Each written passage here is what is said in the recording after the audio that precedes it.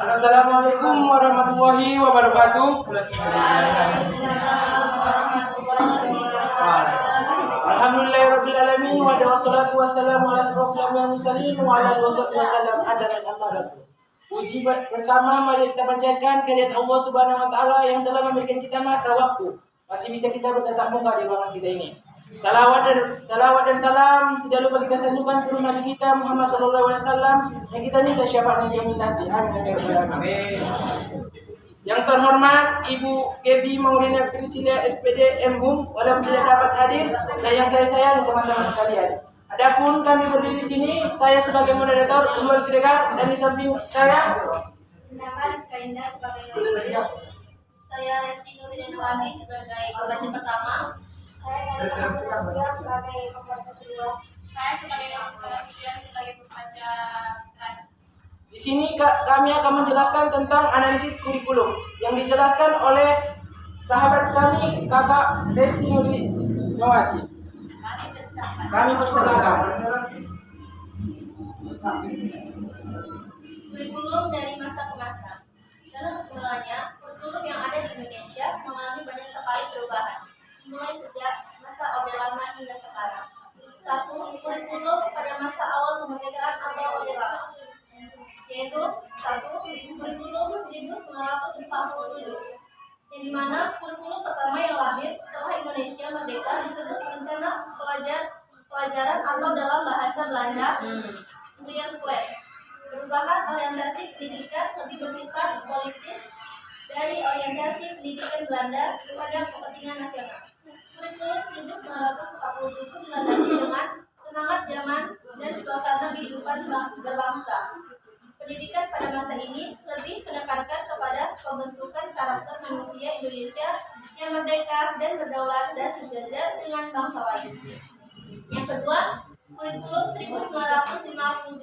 Setelah rencana pelajaran 1947, pada tahun 1952, kurikulum di Indonesia mengalami penyempurnaan. Pada tahun 1952 ini, pemerintah Indonesia melalui Kementerian Pendidikan, Pengajaran dan Kebudayaan menerbitkan buku nomor kurikulum SD yang lebih merinci dan setiap mata pelajaran kemudian diberi nama Rencana Pelajaran Terurai 1952 yang berfungsi membimbing para guru dalam kegiatan mengajar di SD.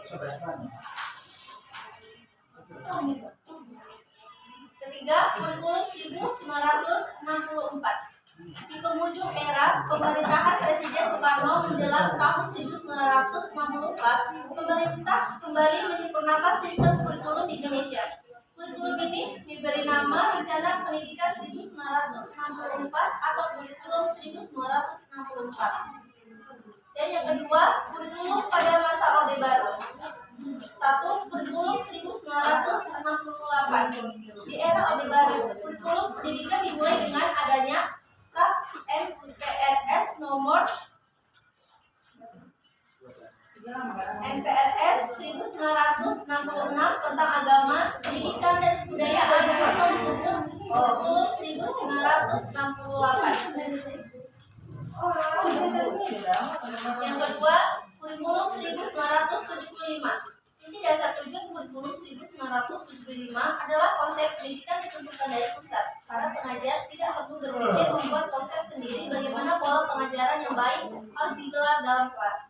Yang ketiga, kurikulum 1984. Kurikulum 1975 hingga menjelang tahun 1983 dianggap sudah tidak relevan lagi dalam memenuhi kebutuhan masyarakat dan kebutuhan ilmu kepengetahuan.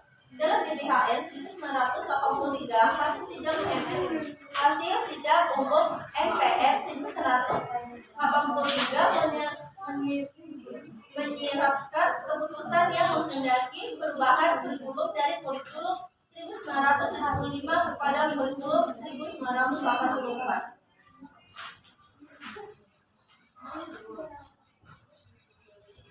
Yang keempat, kurikulum 1994. Pada tahun sebelumnya, yaitu kurikulum 1984, proses pembelajaran menekankan pada pola pembelajaran yang berorientasi pada teori belajar mengajar.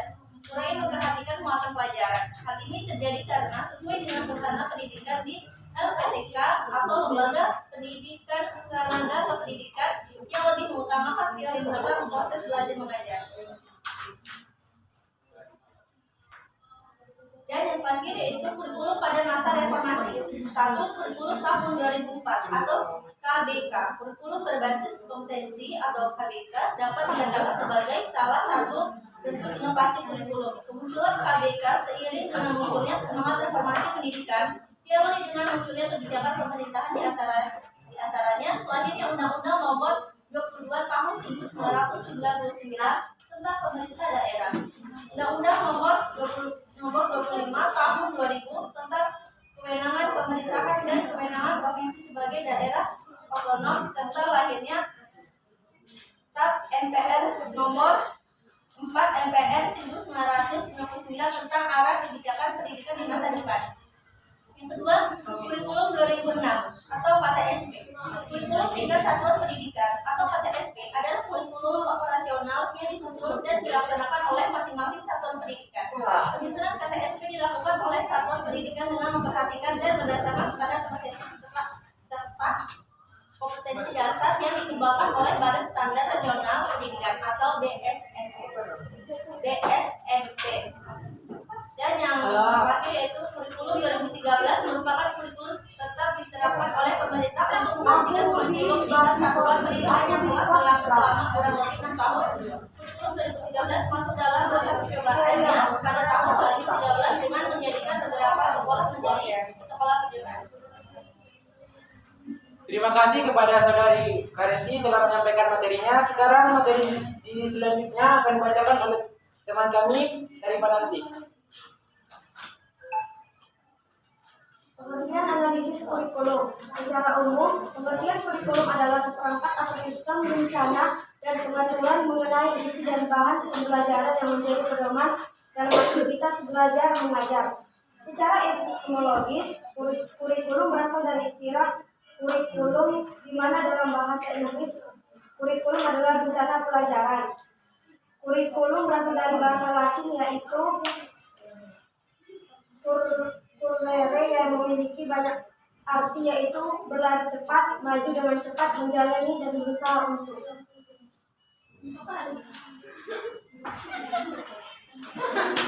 Terima kasih kepada Saudari Sarifah telah menyampaikan materinya. Materi terakhir akan disampaikan oleh saudari kita Nurmisbah Nasution. Kepada Nurmisbah kami persilakan. Tujuan fungsi analisis kurikulum. Tujuan analisis kurikulum terdiri dari kurikulum KTSP dan K13 yang terdiri dari 1. Mengkaji kelemahan dan kelebihan KTSP dan K13. Yang kedua, mengkaji metode apa yang sesuai dalam pengajaran yang efektif. Yang ketiga, mengkaji dan menguji kecocokan kurikulum pada program pembelajaran. Dan fungsi analisis kurikulum pada KTSP dan K13 terdiri dari memperbaiki kelemahan dan kurikulum sebelumnya. Yang kedua, menciptakan metode baru dalam pengajaran yang efektif. Yang ketiga, meningkatkan produktivitas SDM dalam dunia pendidikan. Tujuan, fungsi, dan analisis secara umum.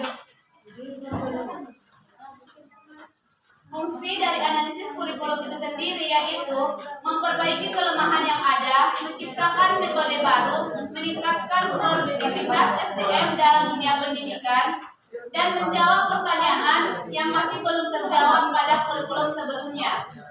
Ruang lingkup analisis kurikulum. Adapun ruang lingkup analisis kurikulum terdiri dari konsep kurikulum, komponen kurikulum, fungsi kurikulum, pengembangan kurikulum, dan landasan-landasan pengembangan kurikulum.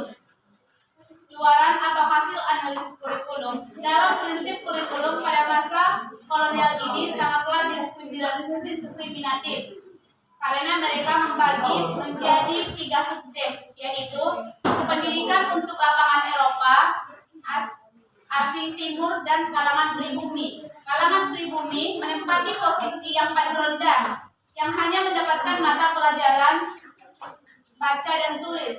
Seiring berjalannya waktu, kurikulum di Indonesia pun semakin mengalami peningkatan. Perkembangan dalam bidang pendidikan selalu ditingkatkan agar sumber daya manusia di Indonesia mampu mengikuti perkembangan pada dunia. Dan pada umumnya, kurikulum paling tidak mengandung 6 komponen, yaitu tujuan, materi, atau bahan, metode, atau kegiatan belajar, sumber belajar yang terdiri dari alat, bahan, sumber, penilaian, dan alokasi waktu. Sekian dari itu. Terima kasih kepada saudari Nur Prisba telah menyampaikan materinya. Setelah terakhirnya materi kita, maka terakhir pula materi dari makalah kami. Di sini kami akan membuka 2 sesi, yang dimana satu sesi pertanyaan 3 orang, dan sesi kedua adalah dimana teman-teman akan menjawab pertanyaan dari kami. Kami buka dengan sesi pertanyaan. Sekian.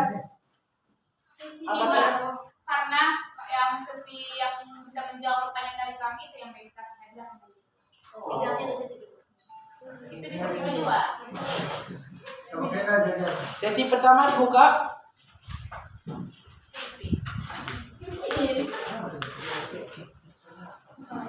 Kepada saudari Sitwi.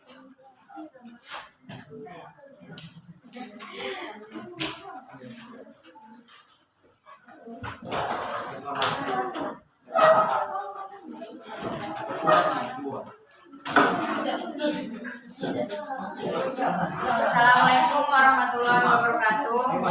Perkenalkan, nama saya Sylvia Mesyarahab. Saya dari kelompok 2 dan saya memberi pertanyaan.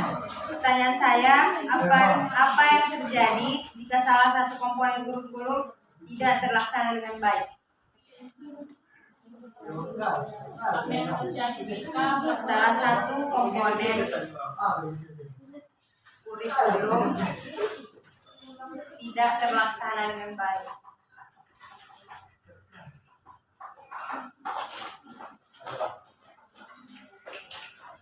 Aja dulu. Dari semalam ya. Ya Pak,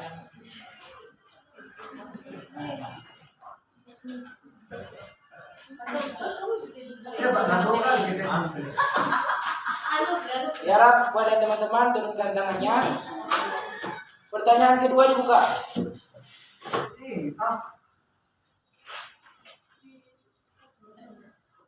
Kepada saudara Nugra akan memberikan pertanyaannya.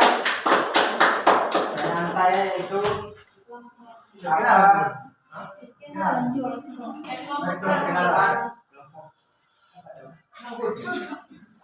kelompok apa?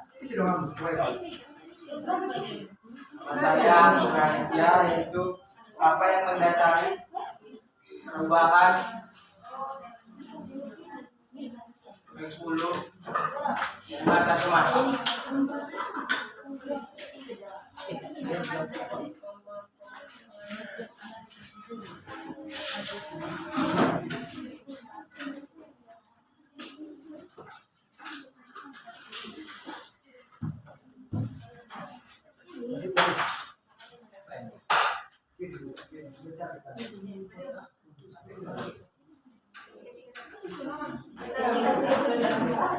Pertanyaannya coba diulangi. Lepas.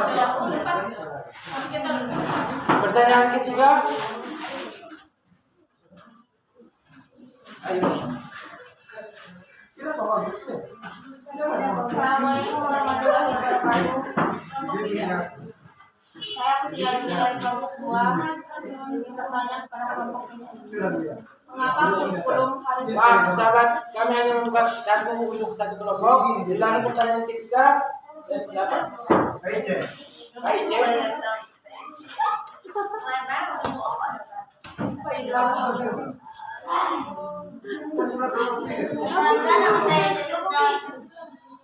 Dengarkan nama saya Trisnawati Firmian dari kelompok 7, yaitu mengapa kita perlu menganalisis kurikulum.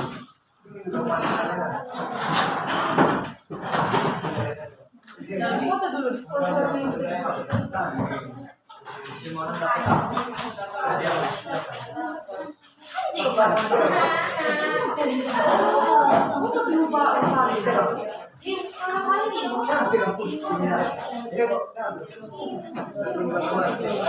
Setelah berakhirnya pertanyaan ketiga, izinkan kami untuk menjawabnya. Sekian, terima kasih. Aduh,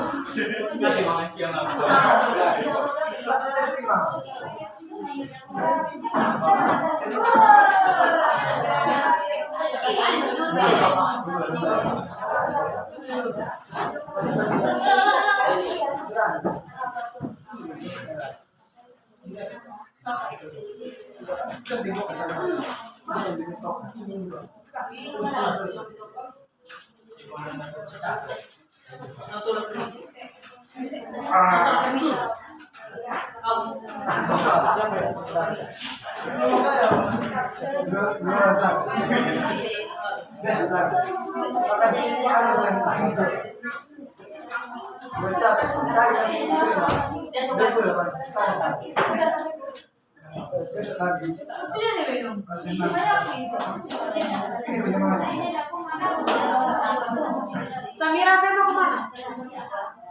Pulang ikut aku. Oh banyak.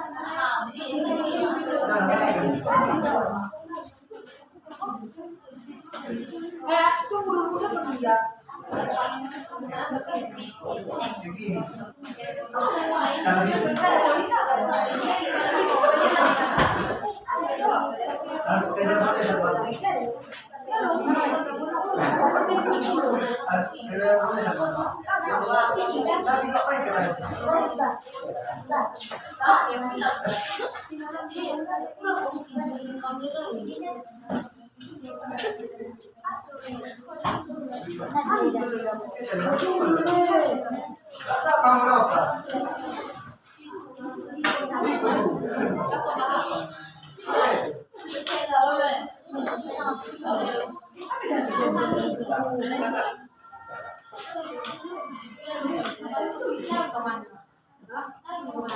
Pertanyaan pertama akan dijawab oleh Kakak Resti.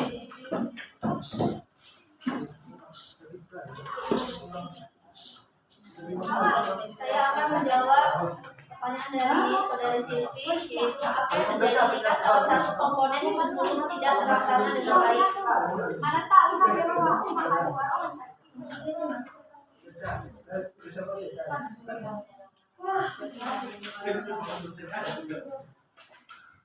Apabila kurikulum tersebut tidak terlaksana menjadi sebuah kurikulum yang nyata, maka tidak mampu mengembangkan potensi yang dimiliki anak menjadi kompetensi yang diperlukan dalam melaksanakan tugas dan kehidupannya. Apakah saudara dan saudari ingin menanggapi atau ingin memberikan masukan kepada jawaban dari teman kami, kelompok kami? Saya tidak. Apakah saudari Silvi sudah puas? Terima kasih. Soal kedua akan dibacakan, dijawab oleh saudari Syarifah Nasri.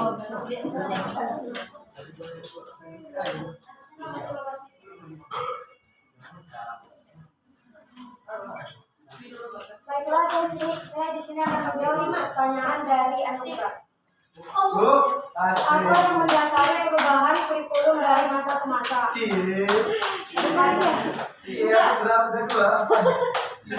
Perubahan kurikulum juga didasari pada kesadaran bahwa perkembangan dan perubahan yang terjadi dalam kehidupan di masyarakat, berbangsa maupun bernegara. Di Indonesia juga tidak terlepas dari pengaruh perubahan global maupun pengembangan ilmu pengetahuan dan teknologi, beserta dengan seni dan budaya. Apakah kelompok lain bisa menanggapinya? Oke, apakah saudara Anugrah sudah puas dengan jawaban kami?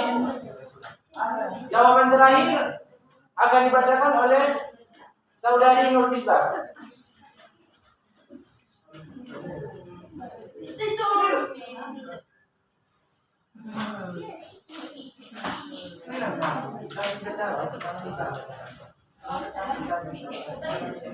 Baiklah, saya akan menjawab pertanyaan dari Ijen Krisnawati Sumea. Mengapa kita perlu menganalisis kurikulum?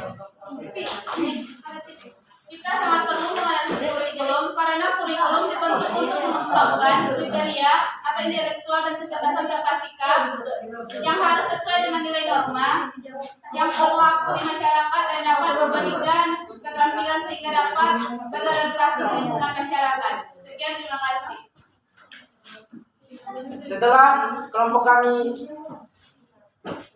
mengakhiri pertanyaan terakhir, apakah teman-teman ingin menanggapinya?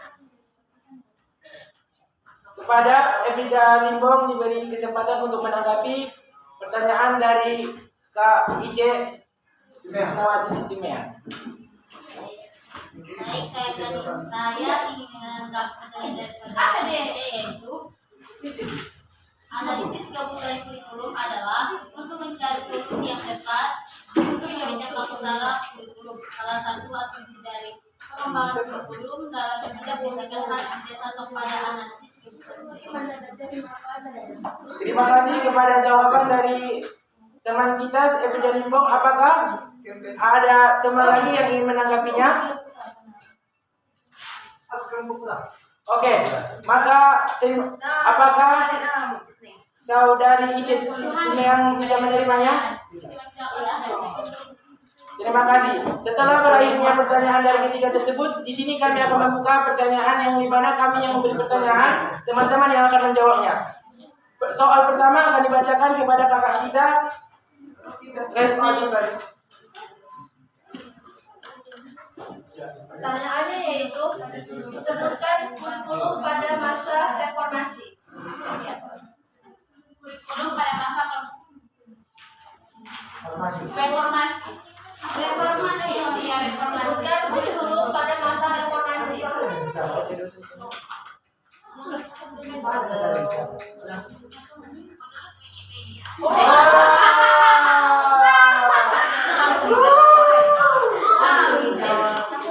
Oh, sama. Tidak usah ditertawakan, karena semuanya juga begitu ya. Kaget, jadi bukan itu bilang ya.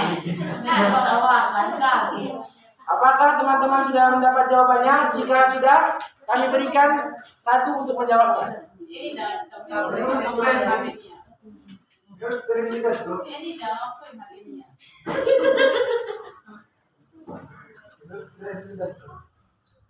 Sini, Dan di mana kami akan memberikan 3 orang untuk menjawab pertanyaannya, tetapi kami akan memberikan satu yang terbaik, maka kami akan memberikan hadiahnya. Sekian, terima kasih.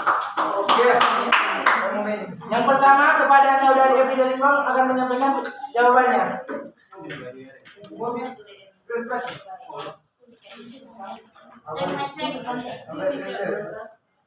langsung jawaban aja. Langsung jawabannya aja, sahabat. Kurikulum yang pertama pada masa reformasi adalah kurikulum berbasis kompetensi atau kurikulum 2004, kurikulum 31 pendidikan atau kurikulum 2006 dan kurikulum 2003. Terima kasih kepada jawaban dari saudari Evrida. Sekarang kepada saudari Putri Ayuni. Tunjuk tangan. Saya menanggapi. Apakah teman-teman ingin menjawabnya lagi? Jadi, terima kasih kepada Evrida Limbong sudah menjadi yang terbaik. Terima kasih. Hai, dari hati.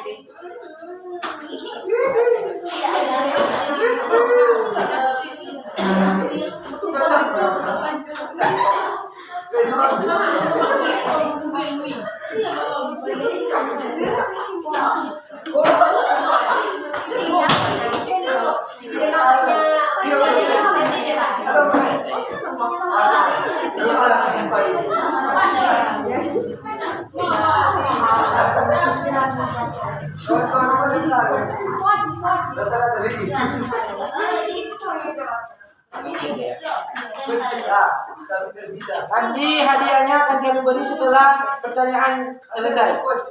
Pertanyaan kedua akan dibacakan oleh saudari Sarifah Nasli. Kepada Sarifah Nasli kami beri kesempatan.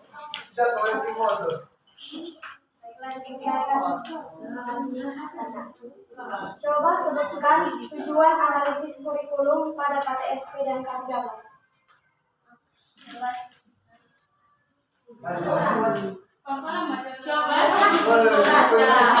Coba sebutkan tujuan analisis kurikulum KTSP dan K13.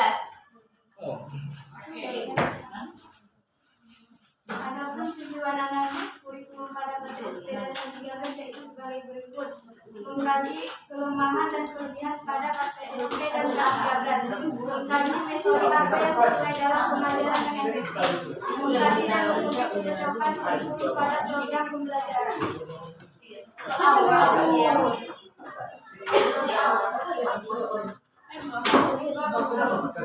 Tujuan kurikulum baru 2013 adalah mempersiapkan manusia Indonesia agar memiliki kemampuan hidup sebagai pribadi dan warga negara yang beriman, produktif, kreatif, inovatif, dan efektif, serta mampu berkontribusi pada kehidupan bermasyarakat, berbangsa, bernegara, dan peradaban dunia. Sedangkan tujuan dari kurikulum KTSP adalah untuk mewujudkan kurikulum yang sesuai dengan kekhasan atau karakteristik, kondisi, potensi daerah, kebutuhan dan permasalahan daerah, satuan pendidikan dan peserta didik dengan mengacu pada standar nasional yang tercantum dalam standar isi. Terima kasih. Apa ada teman-teman lagi yang ingin menanggapi? Terima kasih kepada saudari Nurmaida dan saudari Putri Ayuni yang telah menyampaikan tentang pendapatnya. Tetapi menurut kami yang terbaik adalah Putri Ayuni yang telah membacakan detail kemungkinan apa yang harus digunakan kita untuk kurikulum 2013. Dan maaf kepada pertanyaan terakhir akan dibacakan oleh saudari kita Nurul Banasetia. Ada saudari. Baiklah, di sini kami akan bertanya. Coba jelaskan arti dari menganalisis kurikulum. Oke, terima kasih. Coba jelaskan apa yang dimaksud dengan menganalisis kurikulum.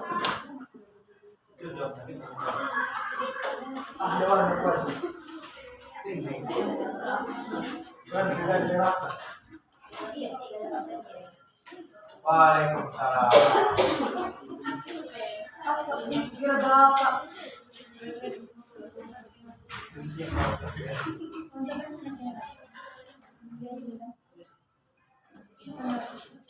Buat aku, bisa buka juga. Halo guys. Promosi. Jangan lupa like, comment, dan subscribe. Kamu pilih sirap.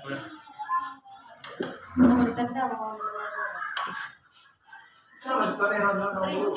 Ada. Mati Ronaldo ya. Dia belok.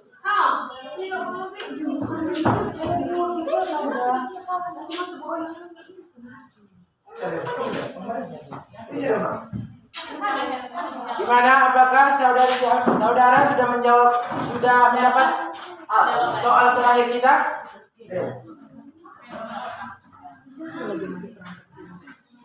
Diharapkan kepada teman-teman agar cepat memberi jawabannya sesuai dengan waktu kita.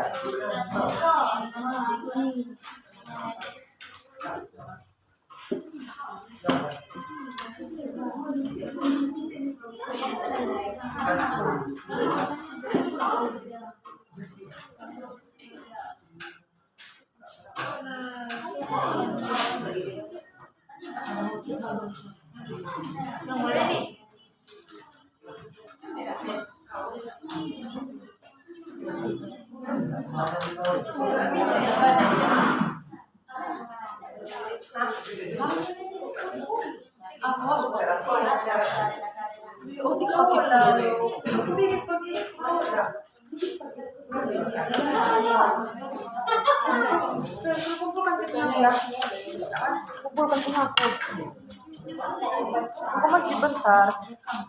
Gimana teman-teman? Apakah sudah ada yang dapat?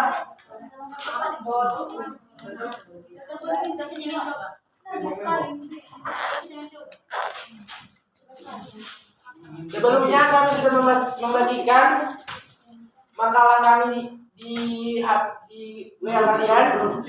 Nilai, maksudnya disitulah terdapat jawabannya, bukan dari HP, Google ataupun lain-lain. Sekian, terima kasih. Jelaskan yang dimaksud dengan menganalisis kurikulum.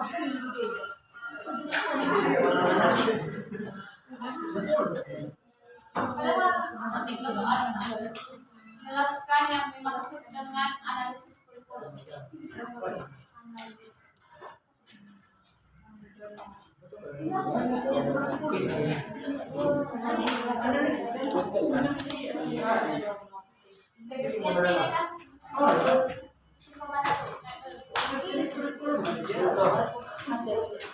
Pada saudari Nurmaida dari kesempatan untuk menjawab.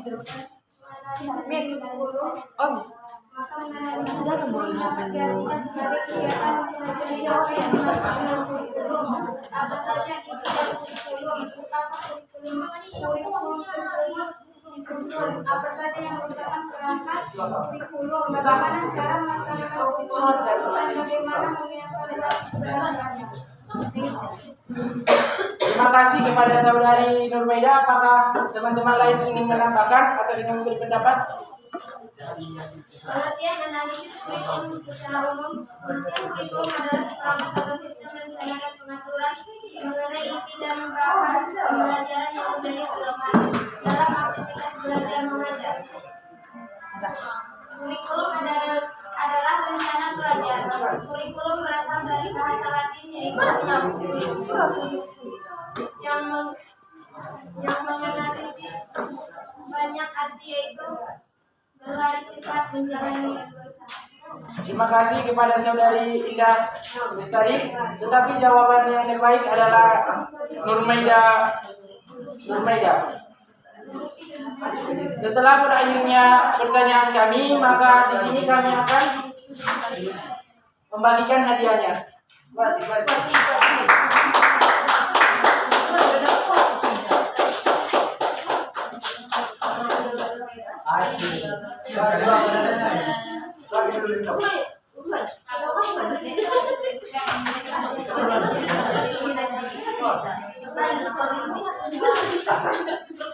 Kesimpulan dari makalah kami adalah kurikulum adalah seperangkat rencana dan pengaturan mengenai tujuan, isi, dan bahan pelajaran serta cara yang digunakan sebagai pedoman penyelenggaraan kegiatan pembelajaran untuk mencapai tujuan pendidikan tertentu. Oleh sebab itu, kurikulum itu akan suatu rencana dan pengaturan mengenai isi dan bahan pembelajaran yang menjadi pedoman dalam aktivitas belajar. Berarti jika tidak ada kurikulum, maka pembelajaran itu tidak akan ada arti. Cukup sekianlah isi makalah kami. Semoga teman-teman dapat menyimak dan memahami apa arti kurikulum. Nasruminallahi wa fathul wa basyiril mu'minin. Wassalamualaikum warahmatullahi wabarakatuh. Selamat siang, sore, malam.